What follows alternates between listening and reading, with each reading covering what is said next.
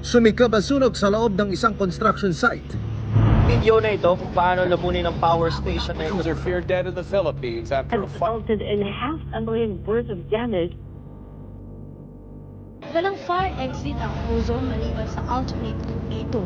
Captured the windows and shows what could have trapped the workers inside. You said the flames were overpowering in this part, but there was no other way out. People that are there were trapped on the roof of the mall, straddling. Reklamo ng ilang residente, walang tumunog na alarm o gumanang water sprinklers, hindi biro ito